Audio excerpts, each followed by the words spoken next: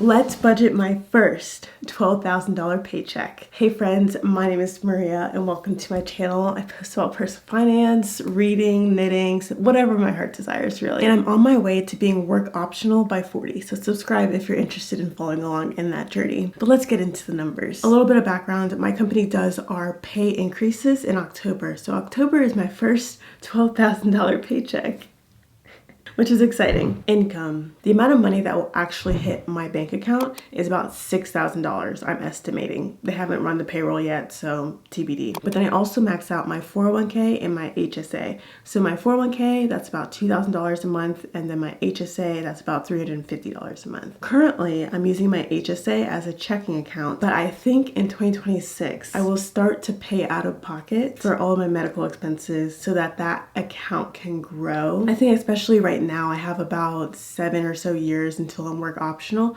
and so that could be a good amount of time for the account to grow a substantial amount, and I may honestly lose access to an HSA at that point.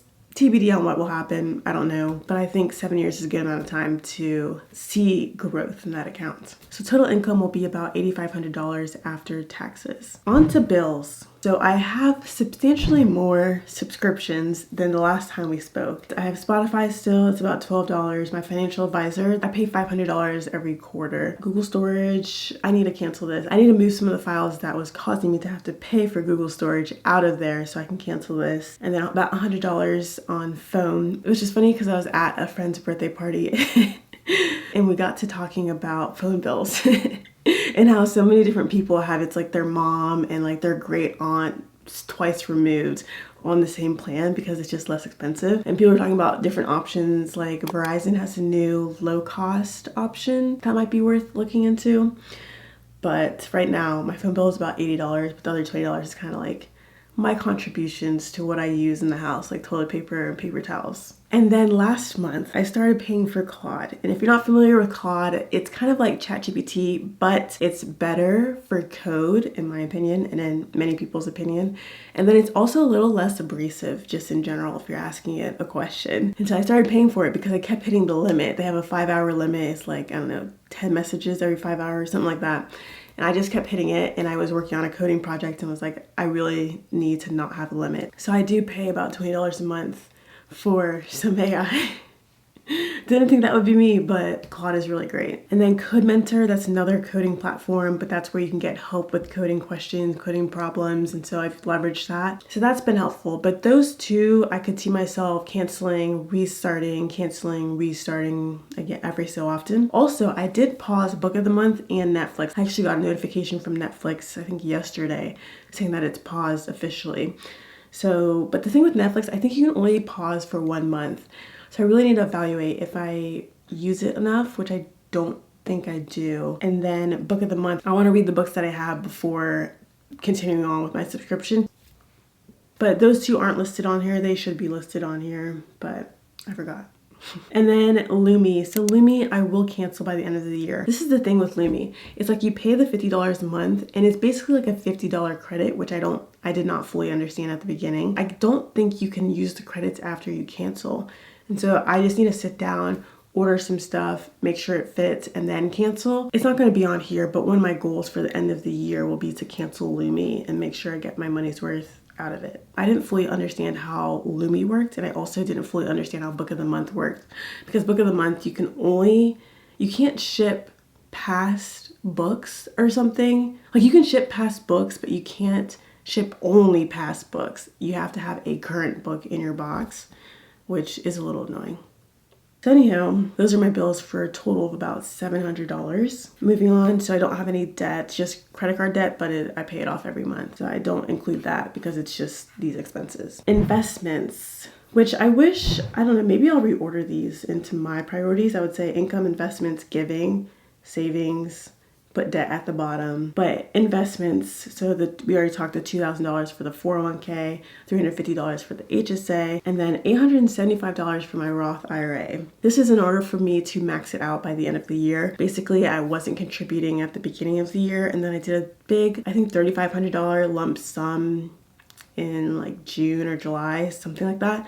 So the 875 will get me to maxing it out by the end of the year, which I know that you have until April 15th or the tax day of the next year, but I just like to do it with the calendar year. And then Robinhood, so I still have my $5 a week every Wednesday going into Robinhood. It's just going into an index fund like that tracks the S&P 500. That's a total of $3,300. And then savings, new car, $200. I believe I started this at the end of last year, 2024.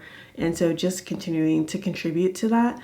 I think one day, ideally by the time I'm work optional around age 40, I would be able to buy a luxury car, like a dream car. Currently, my dream cars are, and this is new, but a Jeep Grand Cherokee, but the big ones, or a Rivian R1S, most likely.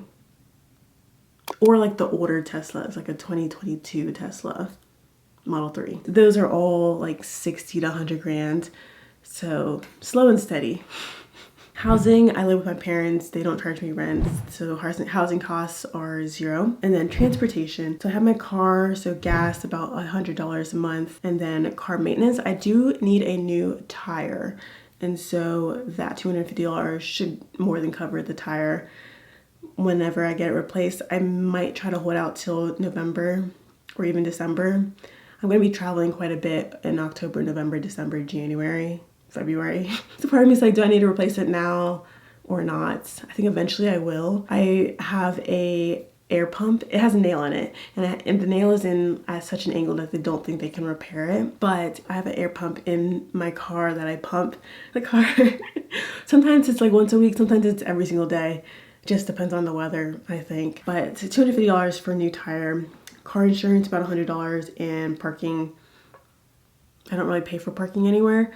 Where I park at work is free, and so this is just in case. Now on to food and dining out. Groceries about $400 and restaurants about $250. So I will say when I first was building this budget, I was about $1,000 over budget, but I pulled money out of restaurants.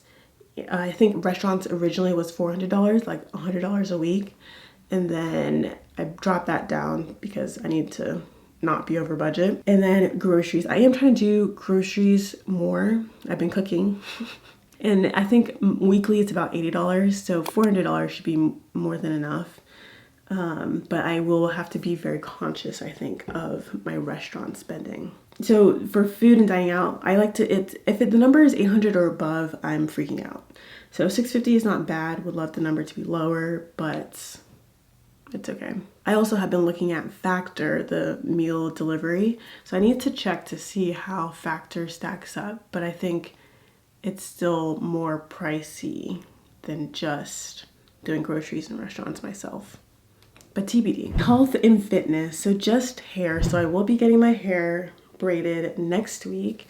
And so this $200 will cover that. Fun. So hobby reading. I don't have any books that I plan on reading, but just in case, I would like to spend my money on books. So this is allocating some money that if there's something that pops up, I can go and purchase that. And then business, $50. I think this is for my Stan store, so check it out. I just can't remember how much the subscription amount is. I believe it's $29.99. But this is for anything, little side things that might pop up. Fun and entertainment. I would like to go kayaking before the winter really sets in. And so at least once, maybe twice. So this would cover like 2-ish times potentially. But about $200 for fun in October. Gifts and donations, tithe $1,100. So $400 for ministry. That's for friends that are in Crew, Young Life, and TWR. So that's a total of $1,500 in giving. And then miscellaneous gifts. So my brother's getting married next year, and his fiance's bridal shower, bachelorette, all that stuff is happening this year, towards the end of this year. So this is gifts. I'm not sure if you're supposed to take something for a bachelorette, but that bachelorette will be the end of October, early November. So gift for that. And then travel is for that bachelorette. It'll be in New York. So that's flights. I looked up the flights. It's like $150 for like Frontier or something, and then or $400 for Delta. And then travel is a total of $900, and so that's for flights, which is about $250. Stay, I need to look at the stay because I'm not sure where we're meeting and I want to be close, so I need to check those details. But this is kind of what my estimate is based on my budget. And then ground transportation, this would be for the tube, what is it called? Metro, subway, or Ubers or whatever it might be, depending on where I'm staying. $100 for that, and that is it. So I have two goals for the month of October. One is to close out my October spending and transactions by November 5th and set that November budget by then, but then also to read my estate plan documents. So I've mentioned this before, but started that last year. Really just need to get a move on it and close it out. And so I would like to at least read through everything and give the attorney the feedback and thoughts and questions and whatnot by the end of October. So just looking over here, income, bills, expenses, investments, and then savings.